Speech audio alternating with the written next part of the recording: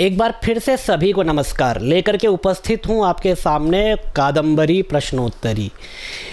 Higher education TGT PGT के लिए संस्कृत के जो भी विषय हैं, जो भी आपके ग्रंथ लगे हुए हैं, सभी की प्रश्नोत्तरी क्रमशः अब आपको इस चैनल पर प्राप्त होती रहेगी। तो निरंतर आप अपने अभ्यास को बनाए रखें और इस चैनल को सब्सक्राइब करें और निरंतर देखते रहें। आइए प्रारंभ करते हैं बिना किसी भूमिका के। आज का पहला प्रश्न है हमारा, कादम्बरी की प्रश्नोत्तरी आपके सामने है। कादम्बरी के लेखक कौन हैं? बहुत ही आसान प्रश्न है और ये भूमिका है, प्रारंभ है, तो प्रश्न थोड़े से इस तरीके से प्रारंभ होंगे, धीरे धीरे ये बढ़ते जाएंगे। पुस्तक संस्कृत गंगा से प्रकाशित है, जिसको मैंने आपके सामने प्रस्तुत किया है, तो आप चाहें तो पुस्तक संस्कृत गंगा से ले सकते हैं। तो सबसे पहला प्रश्न है, कादम्बरी के लेखक कौन है? ठीक है, मैं इस पर बात नहीं करूंगा कादम्बरी के लेखक कौन है, क्योंकि आप लोग जानते हैं कि महाकवि बाणभट्ट ने कादम्बरी को लिखा है। लेकिन आपको ध्यान रखना है कि बाणभट्ट की रीति कौन सी है। बाणभट्ट ने जो गद्य की शैली को स्वीकार किया है, अंगीकार किया है जिस शैली का, वह शैली कौन सी है, गद्य के प्रकार कितने होते हैं, इन सब प्रश्नों पर, कथा, आख्यायिका, और गद्य में कथा कौन सी है, आख्यायिका कौन सी है, इन सब प्रश्नों पर हमें विचार करना है। क्योंकि लेखक के द्वारा तो लेखक से संबंधित प्रश्न देने का तात्पर्य है उसकी जो बाकी चीज़ें हैं उन सबको हम एक्सप्लोर करें, क्योंकि क्वेश्चन कहीं से भी आ सकता है। आइए अगले प्रश्न की तरफ आगे बढ़े। इसी तरह का आपका प्रश्न है, कादम्बरी साहित्य की किस विधा के अंतर्गत आती है? मैं आपसे अभी यही बात कर रहा था कि बाकी प्रश्नों पर भी हमें ध्यान देना है। तो कादम्बरी कथा साहित्य की किस विधा के अंतर्गत आती है?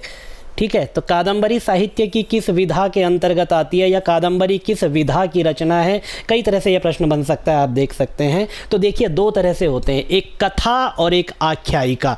बाणभट्ट की बात करें तो बाणभट्ट ने कथा में लिखा है, आख्यायिका में लिखा है हर्षचरितम। ठीक है, आख्यायिका है बाणभट्ट की हर्षचरितम और कथा है कादम्बरी। ठीक है, तो ये एक आपकी आख्यायिका हो गई और ये कथा हो गई। इतिहास के अंतर्गत आता है रामायण और महाभारत। इतिहास पुराणाभ्याम वेदो समुप ब्रह्मयेत। चंपू किसको कहते हैं? तो गद्य पद्यमयम काव्यम चंपू रित्यभिधीयते। यह चंपू की परिभाषा है, तो याद रखेंगे इसको भी, क्योंकि यह भी परीक्षा में पूछा जाता है। नेक्स्ट क्वेश्चन की तरफ आते हैं। अगला क्वेश्चन है आपका कि शुकनास ने किसे उपदेश दिया? शुकनासोपदेश कादम्बरी का ही एक पार्ट है, एक भाग है कादम्बरी का, जिसमें जो मंत्री शुकनास है वह उपदेश देता है। प्रश्न ये है कि मंत्री शुकनास ने किसको उपदेश दिया था? जब आपने शुकनासोपदेश प्रारंभ किया होगा तो सबसे पहले जिसको उपदेश दिया जाता है उसी का नाम लिखा हुआ है। स्मरण कीजिए, मैं ऑप्शन दे रहा हूँ, तारापीड़ को, वैशंपायन को, चंद्रापीड़ को या फिर पुंडरीक को। तो याद कीजिए, जब शुकनासोपदेश प्रारंभ होता है, तात चंद्रापीड़ तेन अल्पमपि उपदेष्टव्यम, यहीं से यह प्रारंभ होता है। तो तात चंद्रापीड़ मतलब हे तात चंद्रापीड़, तुझे उपदेश की आवश्यकता नहीं है, लेकिन फिर भी सुनो।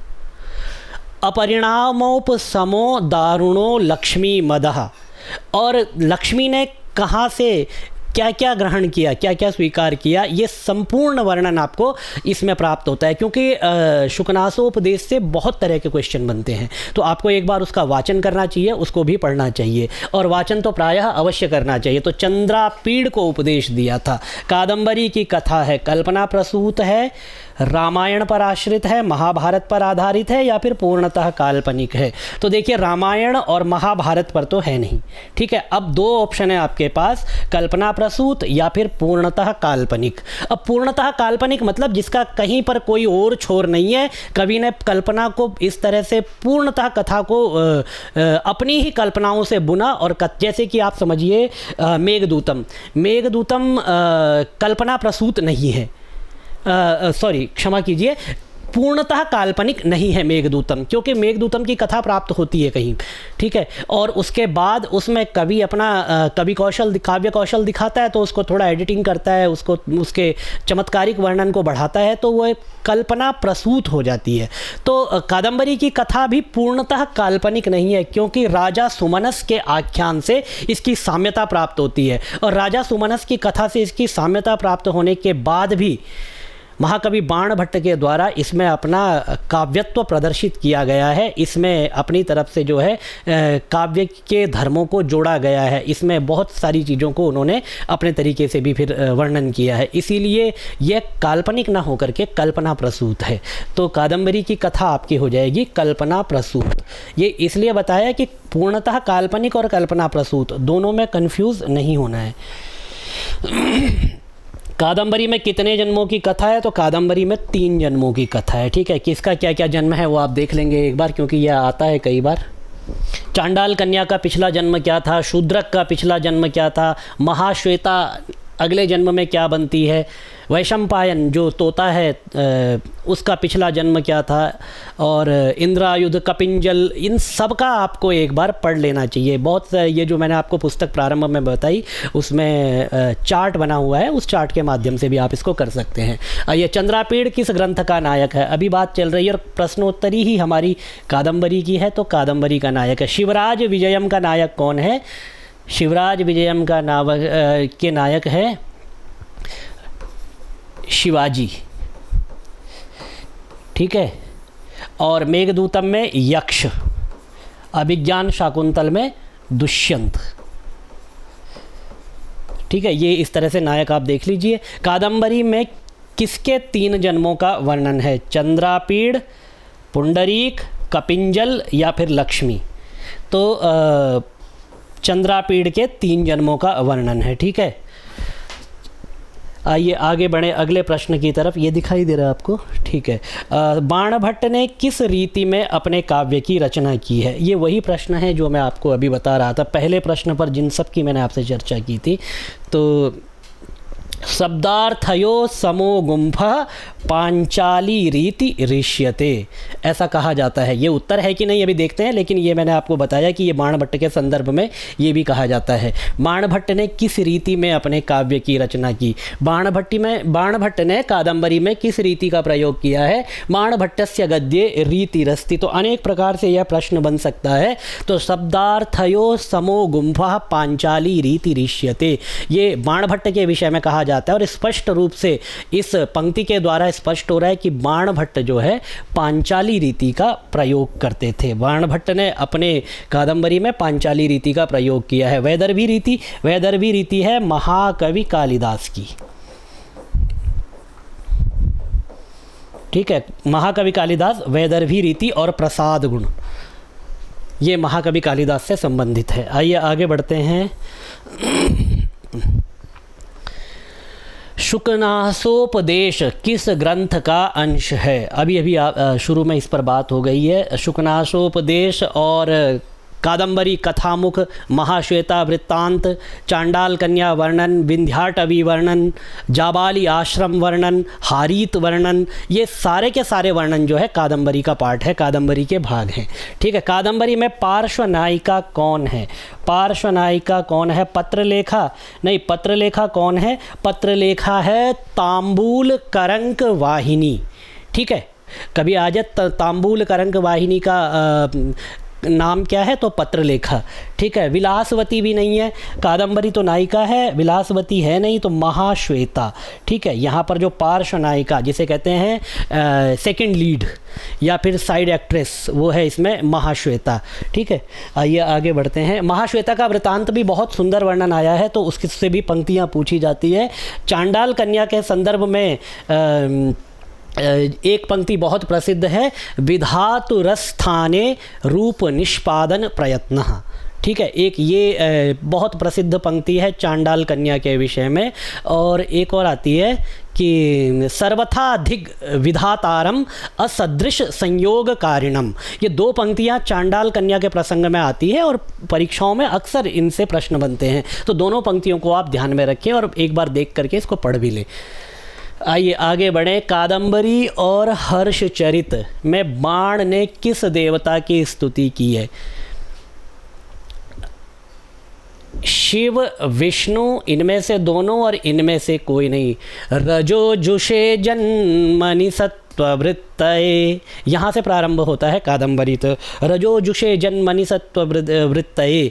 अब आपको ये पता करना है कि इस श्लोक में स्तुति किसकी की गई है, और दोनों ही ग्रंथों में बताना है। तो दोनों ही ग्रंथों में किसकी स्तुति की गई है? प्रश्न संख्या 11 का उत्तर है आपका इनमें से दोनों, क्योंकि भगवान शिव का जयंती बाणासुर मौलिलालिता, यहाँ पर उन्होंने भगवान विष्णु की और भगवान शिव की दोनों की स्तुति जो है यहाँ पर अपने कादंबरी के प्रारंभिक में बाण भट्ट ने की है, और हर्षचरितम में भी की है। तो आपका उत्तर हो जाएगा यहाँ पर सी। नेक्स्ट क्वेश्चन पर आते हैं। कादंबरी कथायाम नायकस्य नाम किम? तो नायक का नाम क्या है? चंद्रापीड़। अभी इस पर बात की है, तो विशेष इस पर ज़्यादा अभी समय देने की आवश्यकता है नहीं। शूद्रक राजा है, शूद्रक वर्णन प्रारंभ में आ जाता है, ठीक है। वैशंपायन शुक है, और तारापीड़ जो है चंद्रापीड़ के पिता का नाम है। नेक्स्ट आ जाइए। कादंबरी एक सुंदर उदाहरण है गद्य का, पद्य का, मिश्रित काव्य। देखिए, गद्य, पद्य और मिश्रित जो काव्य होता है उसको कहा जाता है चंपू। गद्य पद्यमयम काव्यम चंपूरित्यभिधीयते। तो गद्य काव्य का यह सुंदर उदाहरण है, ठीक है। बाणभट्ट की शैली की प्रमुख विशेषता है कांता सम्मित उपदेश की सरस शैली, अलंकार प्रधान शैली, दोनों का सम्मिश्रण, इनमें से कोई नहीं। तो कांता सम्मित उपदेश की शैली, यदि इस तरह से कादंबरी की कथा को देखा जाए तो उसमें ये वाला गुण तो प्राप्त होता ही है। और अलंकार प्रधान शैली, अलंकार प्रधान शैली तो फिर या तो आपको बाणभट्ट की कादंबरी में दिखाई देगी या फिर सुबंधु की वासव दत्ता में। यद्यपि सुबंधु की वासव दत्ता तो प्रत्यक्षर श्लेष घनत्व, उसके लिए ये उदाहरण दिया जाता है, लेकिन बाणभट्ट की जो अलंकारिक शैली है उसमें समास बहुलता है, समासों का प्राचुर्य है। इसीलिए यहाँ पर अलंकार प्रधान शैली और कांता सम्मित उपदेश सरस शैली दोनों का सम्मिश्रण होने के कारण आपका जो ऑप्शन है वह सी सही हो जाएगा। आइए नेक्स्ट क्वेश्चन की तरफ आगे आते हैं।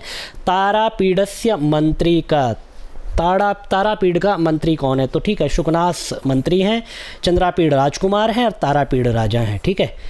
चंद्रापीड़ः अवतारः कस्य अवतारः? चंद्रापीड़ः। चंद्रापीड़ः चंद्रमसः अवतारः, ठीक है, चंद्रमा का अवतार है। पहला जन्म चंद्रमा, दूसरा जन्म चंद्रापीड़ और तीसरा जन्म शूद्रक। ये 3 जन्मों की कथा है यहाँ पर चंद्रापीड़ के, ठीक है। चंद्रमा, चंद्रापीड़ और शूद्रक। आइए आगे बढ़ते हैं। कादंबर्याम शुकनाशस्य पुत्रः का, शुकनास का पुत्र कौन है?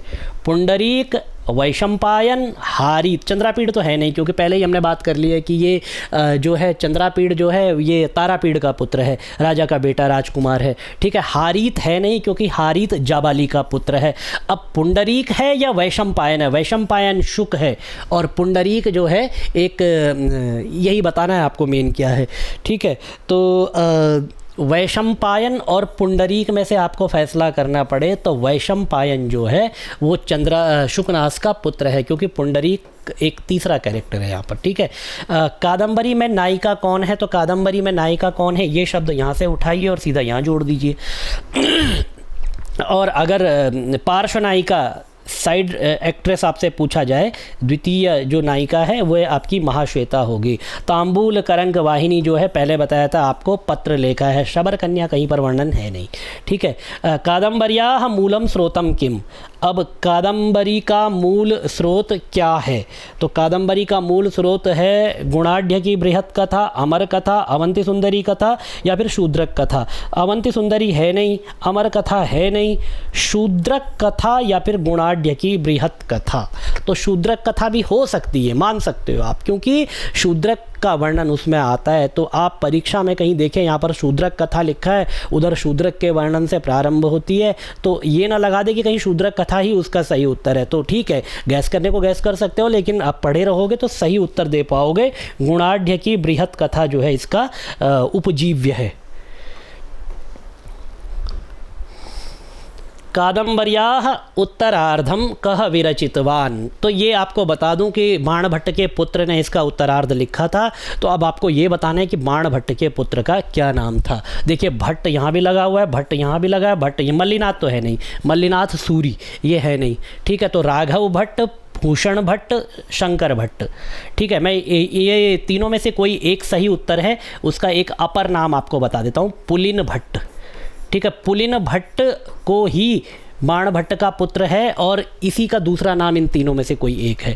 तो राघव भट्ट जी नहीं, ये भी नहीं है, शंकर भट्ट भी नहीं है, भूषण भट्ट या पुलिन भट्ट ने कादंबरी के उत्तरार्ध की रचना की थी। कादंबरी के प्रारंभ में बाणभट्ट ने कितने श्लोकों की रचना की है?